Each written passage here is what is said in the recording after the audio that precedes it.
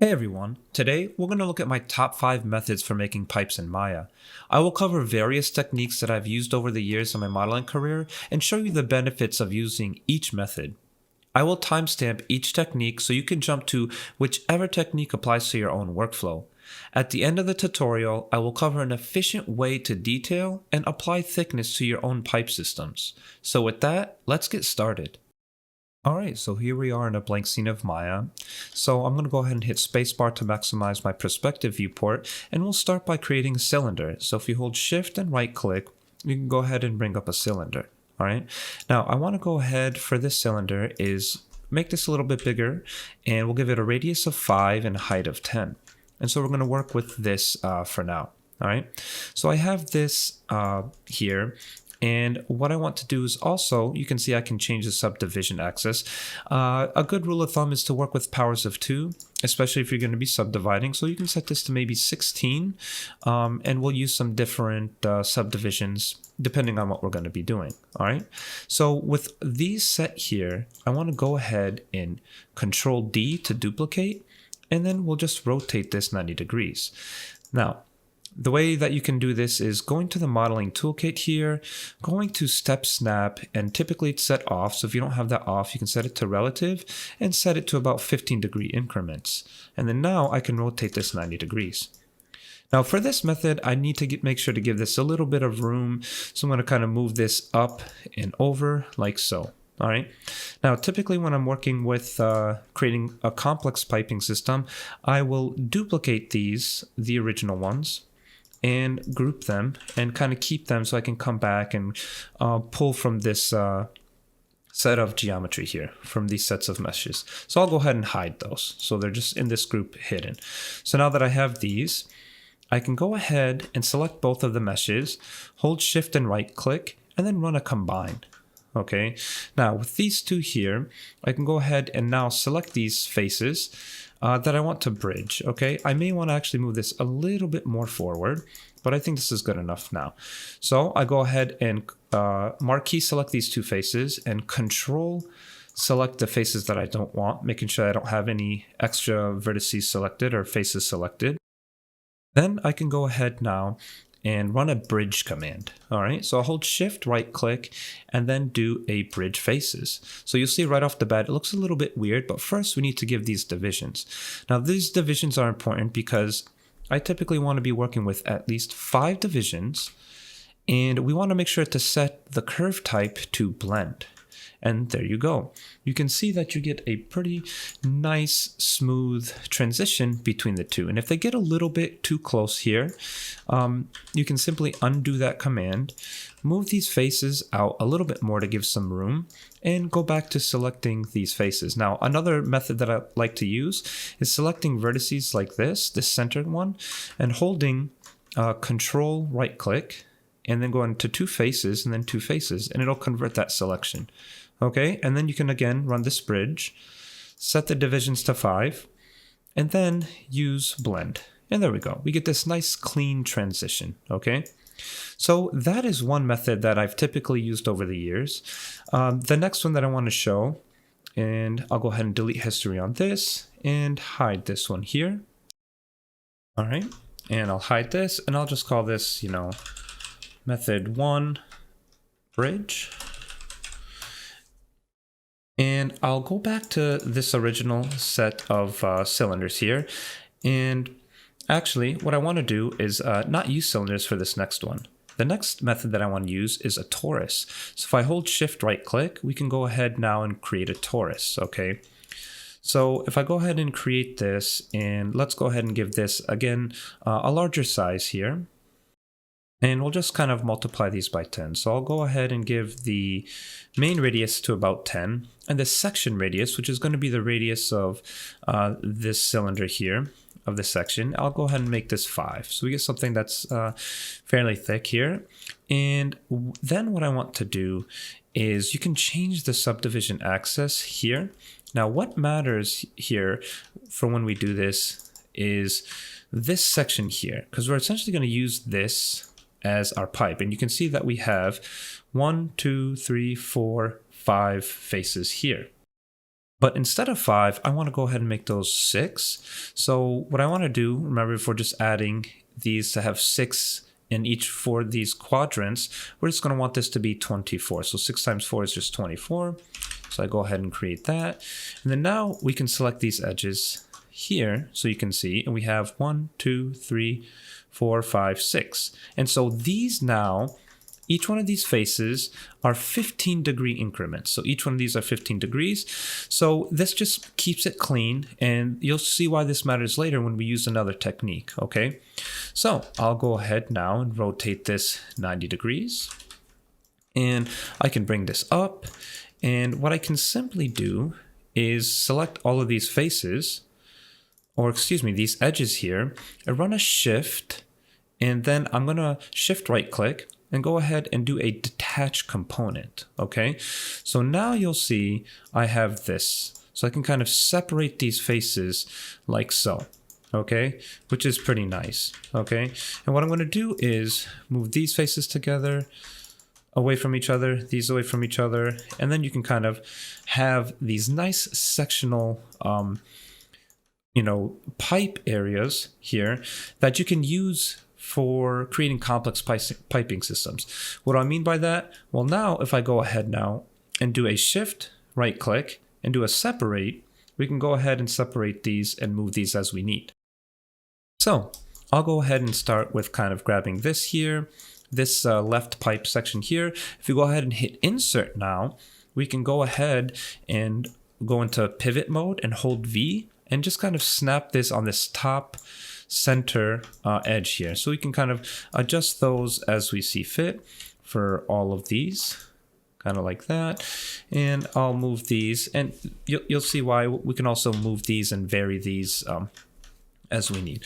So I'll go ahead, hit insert and move these like so, and hold V as in vector, and just kind of snap these there.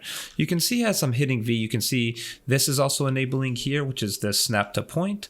So that you can also use that if you don't want to hold the keyboard command. All right. So basically what we've just done is create kind of a little toolkit, or this little kit of sectional pipes that we can use to build a complex system. So what I'll go ahead and do now is duplicate this and move this, okay? And you can see now I can grab this other piece, duplicate and move. So now we have something like this. And what we can do, again, is duplicate and now rotate again. Rotating with our snap on is rotate this 90 degrees. So we get something like this. And I can kind of bring this down here. So we can move this, or rotate this so it's facing the other way, and it'll actually connect, okay? And we want to make sure just to kind of snap it there. So I'm holding V with move, and then you can see again, we can move this wherever we need, okay? So once I have something like this, I can go ahead and select all 3 of these, hold shift right click, combine, and then now we can start bridging again. So if we select these faces here, or these edges here, hold shift right click, and then do a bridge, and there you go. And you can see that it bridges really nicely and really clean. And you can see that I can do that with these faces here. So I can go ahead and hit G to repeat last, and there you go. And you can just keep doing that and building a more complex system. All right. So this is really helpful and really easy to move and adjust your piping systems, and you can just kind of continue to build on top of that. And this is one of my favorite methods. I've actually seen Andrew Hodgson, who's a hard surface model at ILM, use a similar technique with this kind of torus cross section here. So it was definitely nice to see that. So I want to make sure to kind of share that tip with you guys. So with that, I'll go ahead and keep moving on to the next tip, okay? So now that we have this, what I'll go ahead and do is just hide these, and we'll call this kind of just Torus method. And we'll go ahead, hide these. And then now I'll grab another cylinder. I'll go back to these original ones here, duplicate this, and kind of show you another way to do this. The next method is using the curve tools in Maya. So what I'll do is actually hide this second one here, and we're just going to work with these this original cylinder here. And what I want to do is actually go to an orthographic view. Maybe we'll go to the front view, and we'll grab a tool. Now you can see that there's a tool here, which is creates a curve, or you can go to Create Curve Tools, CV Curve Tool. And what you want to do is make sure to create this right here, right about on the top of the cylinder face here. And it's a CV curve tool, so it does need 3 points. So I'll go ahead straight up again and kind of create a point here.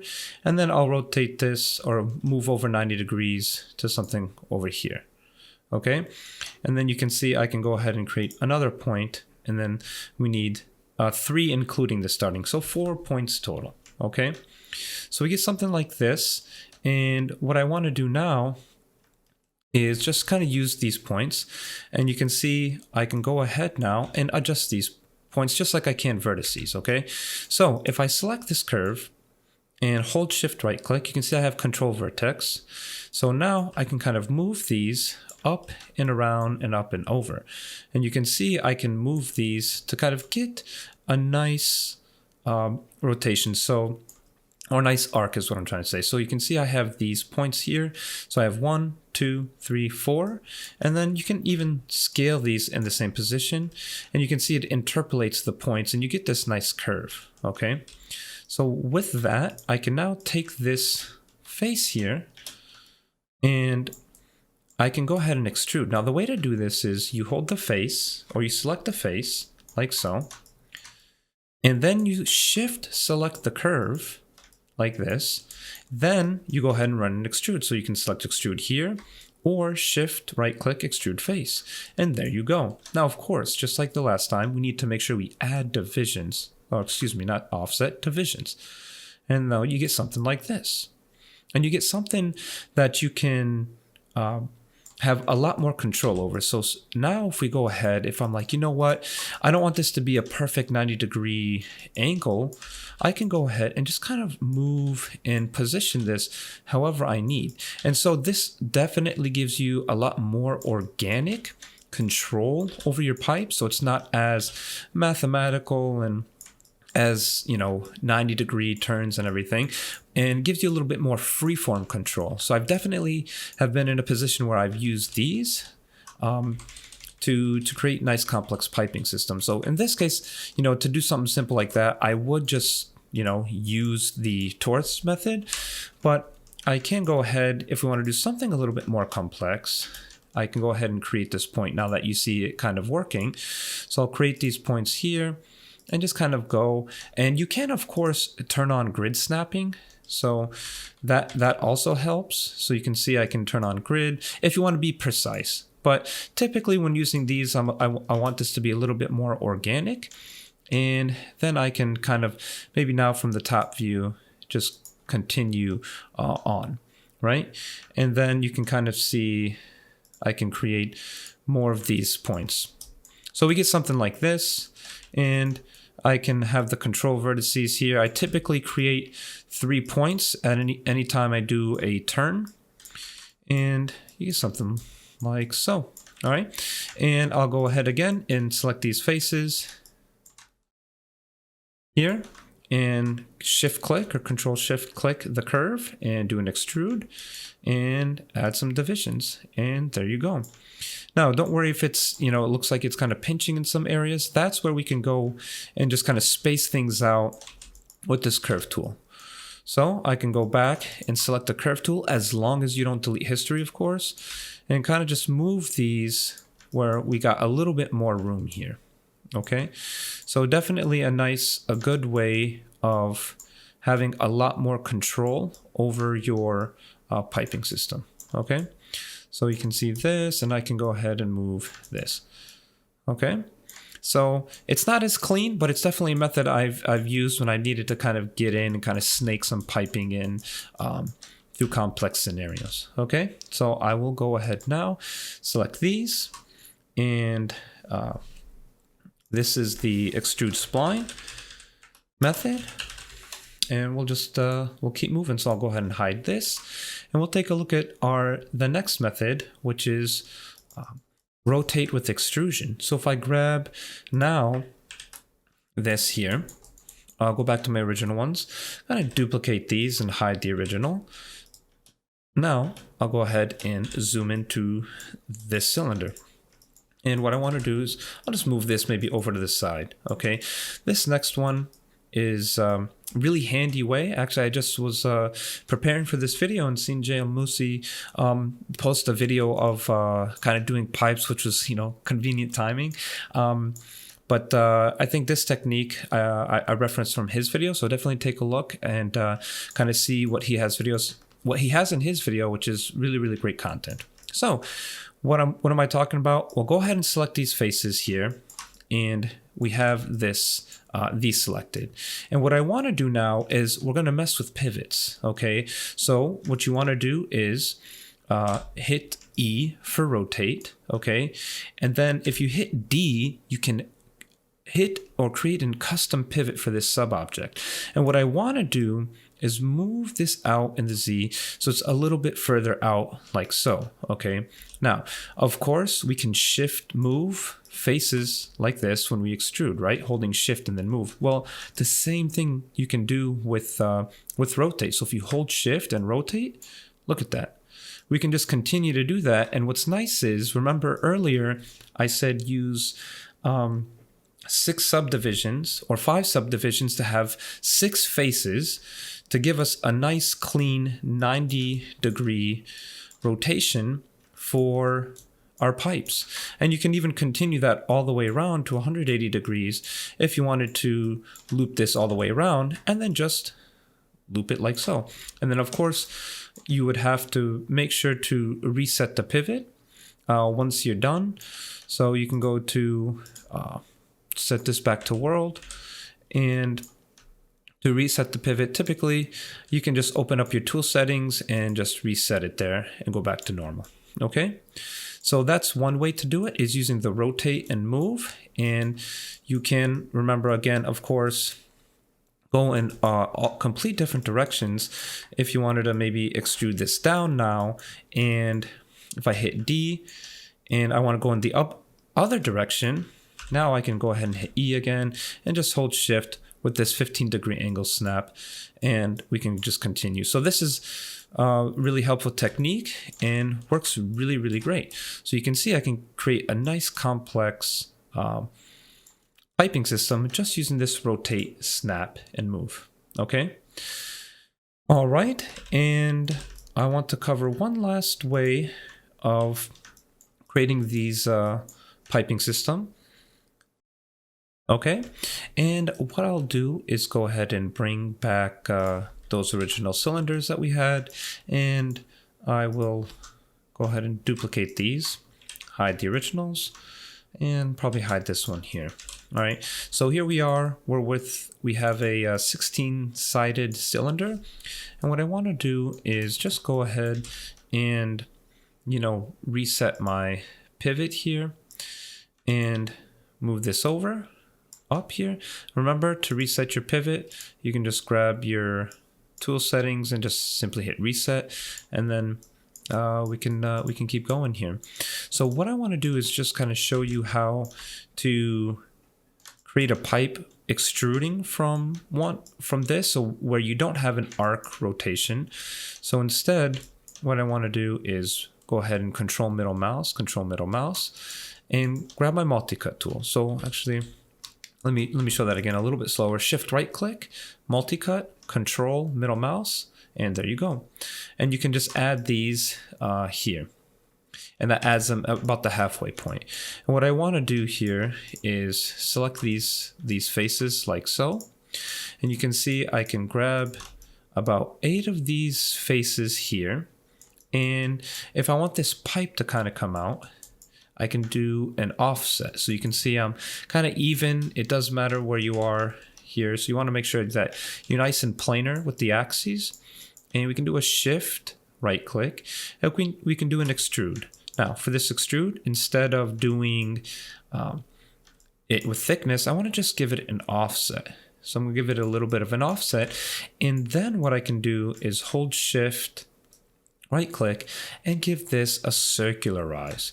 Now Circularize is fantastic and it creates a perfect circle.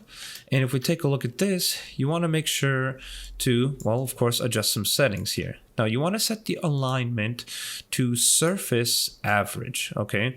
So you get something like this. Now we need to make sure to bring in this radial offset here, and that's going to kind of scale it in nicely there. And we can go ahead now and do an extrusion, okay?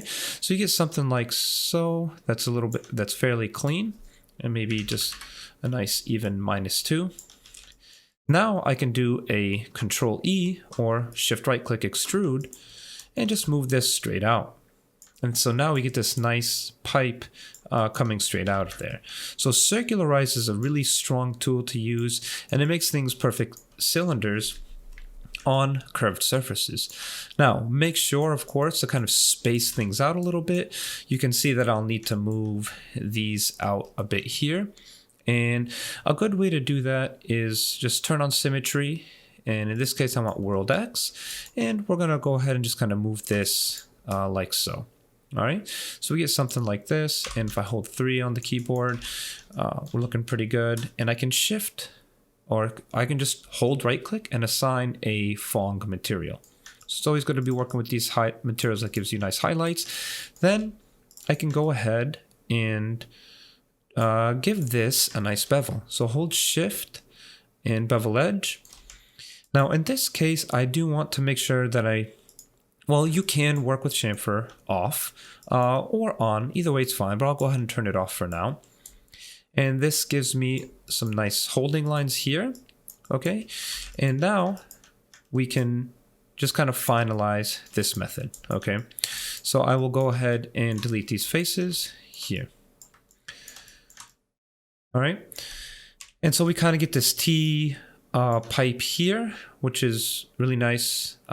And really strong. I've used those quite a bit for creating complex pipe systems.